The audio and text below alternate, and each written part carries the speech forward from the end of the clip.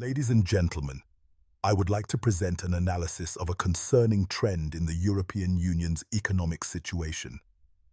The global economic landscape has undergone a seismic shift over the last 3 decades, transitioning from a Western-dominated hierarchy to a more complex, tripolar dynamic. This evolution is best characterized by the diverging trajectories of the world's three largest economic blocs, the United States, China, and the European Union. While many predicted that the rise of emerging markets would erode American economic hegemony, the United States has displayed a remarkable ability to maintain its relative standing. In 1990, the U.S. commanded roughly 25% to 26% of global nominal GDP, and that figure remains virtually unchanged till nowadays. By successfully leveraging its tech-heavy index and innovation-driven sectors, the U.S. has defied the relative decline narrative that often plagues established superpowers, remaining the bedrock of the global economy. The most disruptive force in this period has undoubtedly been the explosive growth of China. In 1990, China was a minor economic player, accounting for a mere 1.6% of the world's GDP. Through decades of rapid industrialization and integration into global trade, that share skyrocketed to over 17% by 2023. By 2025, with a nominal GDP estimated at $19.23 trillion, China has moved beyond its role as the world's factory to become a peer competitor, effectively matching the economic weight of the entire European Union. In stark contrast to China's rise and America's stability, the European Union has experienced a significant relative decline. The numbers tell a sobering story of lost ground. In 2008, the EU's economy was actually 110% the size of the US total. By 2023, that figure had plummeted to just 67% of the US total. Once significantly larger than the Chinese economy, the EU now finds itself in a dead heat with China for the second-place spot, struggling to keep pace with the technological and energy cost advantages enjoyed by its rivals. Key takeaway: the narrative of the 21st century is not just about the rise of the East, but also the stalling of the West in Europe, as the US manages to hold its ground while the EU's share of the global pie continues to contract. The European Union, once a beacon of economic integration, is increasingly viewed as a giant whose strength is being sapped by self-inflicted wounds. While external geopolitical factors play a role, the primary drivers of the EU's economic stagnation are internal: a deep-seated culture of risk aversion, an obsession with preemptive regulation, and a disjointed approach to strategic challenges. This speech examines how the Brussels effect has morphed into a bureaucratic cage that hinders innovation and erodes competitiveness against global peers like the USA and China. This speech will address the primary drivers behind these developments, which are causing widespread concern among EU citizens. The defining characteristic of the modern EU economy is the precautionary principle on steroids. Unlike the American approach, which generally allows technologies to develop before regulating them, the EU seeks to legislate against potential risks before a market even exists. The AI Act is the prime example of this rigid landscape. By imposing strict compliance rules on artificial intelligence before European champions have truly emerged, the EU risks suffocating the industry in its cradle. Instead of fostering an ecosystem where the next open AI can thrive, the focus is on liability and restriction. This bureaucratic idealism extends to consumer protection. The EU operates under the assumption that if consumers are bombarded with information, they will make better decisions. The data, however, proves this information model is broken. the click fatigue. Reality. Research consistently shows that the notice and consent model has failed. Studies indicate that over 90% of consumers accept terms and conditions without reading them. A classic study by MacDonald and Cranor estimated that if the average person actually read every privacy policy they encountered, it would cost them 76 workdays per year. The result is not an educated consumer, but a frustrated one who blindly clicks accept all just to make the pop-ups disappear. Financial disclosures. In consumer credit, the reliance on complex metrics like the APR, RRSO, and lengthy standard European consumer credit information sheets has failed. Research on financial literacy shows that consumers focus almost exclusively on the monthly installment amount, often ignoring the APR because the calculation methodology is too abstract even for many professionals. The EU forces banks to produce millions of pages of disclosures that technically satisfy a directive, but are practically invisible to the borrower. The sheer volume of red tape in Europe has reached critical mass. While the United States is often criticized for its bureaucracy, a comparison of the regulatory landscape reveals a stark disparity. Based on estimated legislative output, USA, the Code of Federal Regulations, CFR, currently stands at approximately 190,000 pages. EU.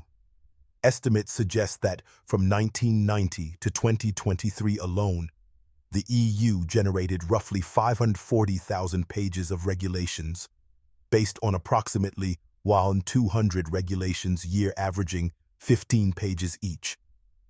This suggests the EU burden is roughly 3 times heavier than that of the US federal system. For a business, this acts as a massive tax on productivity, diverting resources from R&D to compliance departments. The scale of compliance spending has shifted from a marginal operational expense to a multi-billion euro industry. GDPR costs. Large enterprises reported initial and ongoing costs ranging from $1.7 million to $70 million annually. A 2025 study by Bocconi University found that GDPR-exposed firms saw an average 8% drop in profits and a 2% decrease in sales. ESG costs. The Corporate Sustainability Reporting Directive, CSRD, is estimated to cost the largest EU companies an average of $1.4 million per year just for reporting and auditing. Total annual costs for the EU corporate sector to meet new nature reporting standards are projected to reach $39 billion, $45 billion. Estimates for the total annual administrative burden of EU regulations reach $150 billion. This does not include indirect burdens, such as companies choosing not to invest in new products due to regulatory uncertainty. The transition from the 20th to the 21st century has seen a radical reallocation of human capital. OECD data, 2025, indicates that the share of labor resources devoted to compliance-related tasks in Europe rose from 3.7% in 2011 to 3.9% in 2023, consistently higher than in the United States. Major firms now dedicate hundreds of thousands of engineering hours to compliance rather than R&D. For example, Meta reportedly spent 590,000 engineering hours just on initial compliance for new EU digital laws. Large firms now spend an average of $64 million per year solely on external legal fees, contractors, and audits to navigate the EU's digital legislative landscape, which grew from 27 pages in 2015 to over 930 pages in 2024. Furthermore, what's symptomatic is a lack of historical data linking massive compliance departments to loss prevention. Every euro spent on a compliance officer is a euro not spent on R&D, Research indicates that a 1% increase in regulatory compliance costs is associated with a 0.1% decline in labor productivity and a 1.6% decline in revenue growth. The 20th Century Corporation was a vehicle for production. The 21st Century Corporation is becoming a vehicle for reporting. By institutionalizing safety through a massive compliance class, the EU has traded the dynamic growth of the previous century for a static, expensive oversight regime that can quantify its costs to the cent, but its benefits only in slogans. Today, the corporation has been transformed into a quasi-regulatory arm of the state. A modern EU bank or tech firm employs hundreds of compliance professionals. These aren't just lawyers. They are climate data analysts, AML experts, know your customer specialists, and IT resilience auditors. Regulations are now prescriptive. You are told what you must do. That is, for example, you must map every data flow. You must audit your supplier's electricity source. The burden of proof has shifted. You are guilty of non-compliance until you produce the paperwork to prove otherwise. Under CSRD, companies are now social accountants. They are forced to police global supply chains, tasks that were historically the job of government diplomats or labor inspectors. This shift has created a self-perpetuating audit trap. In the 1980s, if a company had a legal problem, it was an anomaly. Today, because the rules like MiFID II or ESG taxonomies are so complex, it is mathematically impossible to be 100% compliant. This forces companies into a permanent cycle of hiring more consultants to fix findings from the previous year's audit. The result? A massive transfer of wealth from productive industries, manufacturing, tech, energy, to unproductive service industries, legal, audit, consultancy. The green trap, ideology over economics. Nowhere is the disconnect between policy and market reality more visible than in the energy and automotive sectors. The cost of doing business in Europe is crushing its industrial base. As of 2024, industrial electricity prices in the EU averaged around 0.199 per kilowatt hour, compared to just 0.075 pounds per kilowatt hour in the USA and roughly 0.082 in China. This means European manufacturers are paying nearly 2.6 times more for power than their American counterparts. The cost of carbon. This price gap is driven partly by the EU Emissions Trading System, ETS. While US companies face little to no federal carbon tax, European companies are paying market rates that have fluctuated between £60 and $85 per ton of CO2 in 2024-2025. The EV transition. The aggressive push to ban combustion engines has forced European automakers to invest billions in electric vehicles, EVs, before the market is fully ready. In late 2024, despite massive investments, the market share of battery electric vehicles, BEVs, in Europe hovered around 19%, with growth stalling as soon as subsidies, like those in Germany, were removed. Manufacturers are bleeding cash on a transition forced by regulation rather than consumer demand, while Chinese competitors, benefiting from state subsidies and cheaper energy, capture the lower end of the market. The EU often highlights its internal success in decoupling GDP growth from CO2 emissions. However, this narrative ignores consumption-based emissions. According to Eurostat data from 2023-2024, the EU's greenhouse gas footprint is approximately 21% higher when measured by consumption rather than production. China remains the largest source of these imported emissions. While the EU reduces its domestic smokestacks, it imports the final goods, steel, chemicals, and electronics, from Chinese factories that rely heavily on coal-fired power. The data suggests that the EU's green economy is, in part, a statistical illusion created by shifting the carbon-heavy stages of the value chain to China. The EU taxed its own producers into obsolescence while continuing to consume carbon-intensive imports. Does it make any sense to kill our own production for the purpose of shifting CO2 emissions elsewhere? The EU faces a demographic winter, with aging populations threatening the welfare state. Ideally, this would be met with a wise immigration policy, welcoming skilled labor and those willing to assimilate, similar to the successful integration of Ukrainians in Poland. Instead, the EU struggles with a chaotic approach to illegal immigration has allowed entry to large numbers of migrants from regions with low assimilation rates. This lack of control has fueled the rise of right-wing extremism, which acts as a destabilizing force. Unlike China or Russia, where few wish to emigrate, the West is a destination of choice.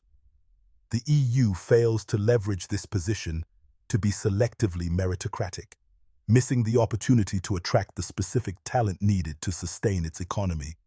Finally, the promise of a unified European market remains largely unfulfilled due to particularism and protectionism.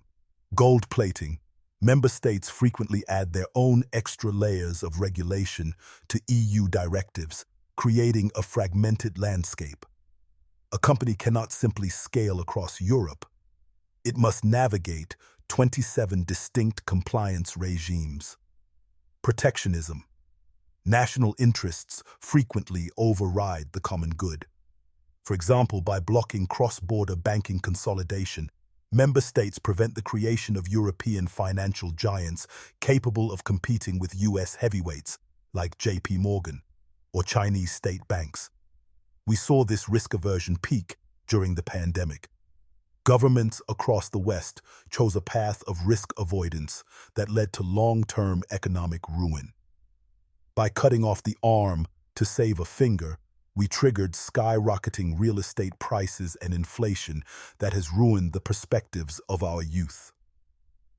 Contrast this with Sweden. By avoiding legally enforced lockdowns, they achieved the lowest excess mortality in the EEA by 2025. It was a clear example of shifting responsibility to health specialists who, by definition, did not factor economic devastation into their equations. Last year, Mario Draghi released a landmark report that serves as our existential warning. His findings are a direct validation of this crisis.